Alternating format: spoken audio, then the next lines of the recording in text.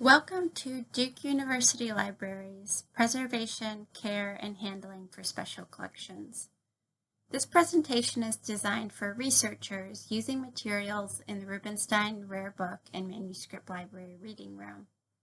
It's intended to provide basic, safe handling recommendations for the rare and fragile items you will encounter in the library's collections. One of the most important things that researchers can do is to wash their hands before handling rare materials and after eating, so as to prevent soiling pages and bindings. If you notice that your hands have become soiled while handling collections, take additional periodic hand washing breaks.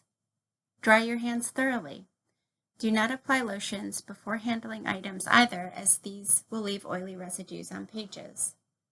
Avoid touching your face while handling materials. Examine materials on tabletops and place items back into their folders or enclosures when you are finished with them and before transporting them. Always use pencils, not pens, around rare materials, and keep the tabletops tidy and spacious to prevent unintentional damage. There is no food or drink allowed in the Rubenstein reading room. Protect papers from fastener damage. Ask reading room staff if you need help removing a paper clip from fragile paper. Archival paper or mylar slips may be used to protect fragile paper from paper clips.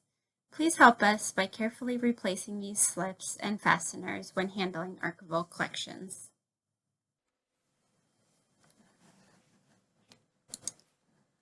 Manuscripts should be properly supported during handling and kept in good order. Take your time and always assume that material is more fragile than it looks. Assess the material condition before handling each item and avoid handling damaged or vulnerable areas. Avoid removing material from mylar. Mylar is statically charged and fragile paper can be difficult to remove safely.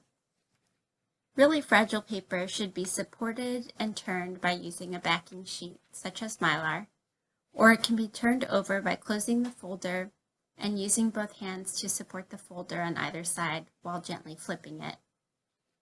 Unsupported documents should be lifted with two hands and never by one corner only. Make sure that material are arranged in a tidy manner in the folder before closing it and returning it to the box.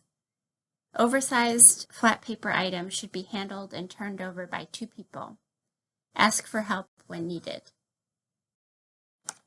Unless they are in mats or polyester sleeves, photographic prints and negatives should be handled while wearing clean gloves to prevent fingerprints from transferring to the delicate emulsion surfaces.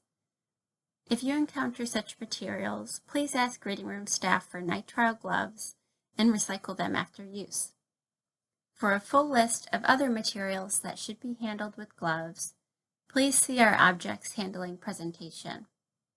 Paper produced in the past 150 years is likely to be even more brittle and fragile than paper produced hundreds of years ago, and this is largely due to the wood pulp content of the paper. Pay particular attention when handling these materials, as edges can chip and break quite easily. Ask reading room staff to borrow a micro spatula to help you safely lift and separate brittle pages. Book boards are likely to loosen and fall off over time if they are not properly supported during use.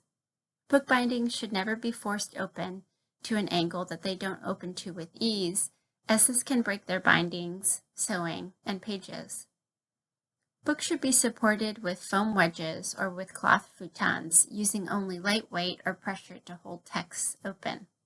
To use a book futon, simply roll it into a tube. Use two per book, one for the back, one for the front.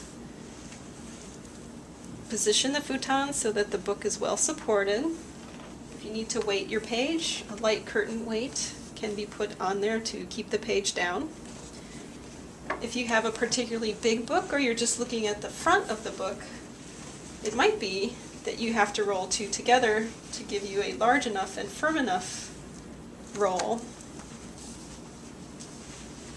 to support the boards. Again, you might need a light curtain weight to keep the page open. If you have a very small book, you can use part of a roll on either side.